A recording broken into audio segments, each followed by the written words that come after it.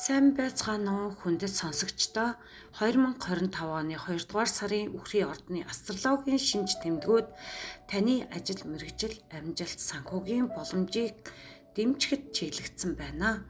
Мэргэжлийн өсөлт карьер таны 2 дугаар сарын 4-нд Юпитер гариг санхүүгийн салбарт тань шууд нөлөөлөхөөр чиглэж орлого хөрөнгө оруулалтын талаар томоохон шийдвэрүүдийг гаргах боломжийг олгоно. Мэргэжлийн тал дээр зорилгот нь 2 дугаар сарын 18-нд нарны гариг таны 10 дугаар байрлалд байрлаж мэргэжлийн зорилгодоо анхаарлаа төвлөрүүлэхэд таатай нөхцөл бүрднэ. Хайр дурлал 2 дугаар сарын 4-нд Венера гариг таны 12 дугаар байрлалд орж дотоод сэтгэлээ судлах, хувийн харилцаа, нууц хүсэл эрмэлзлээ ойлгоход чиглүүлж байна.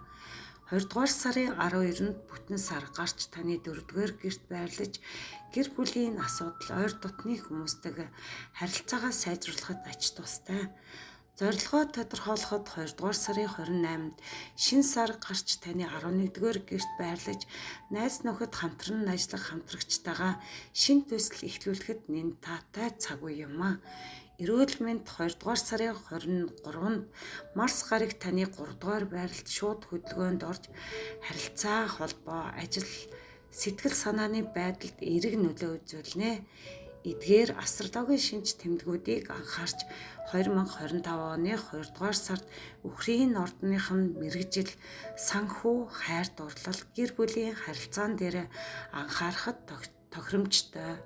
Эрүүл мэнд тал дээрээ сайн байх нэ. Танд амжилт хүсье.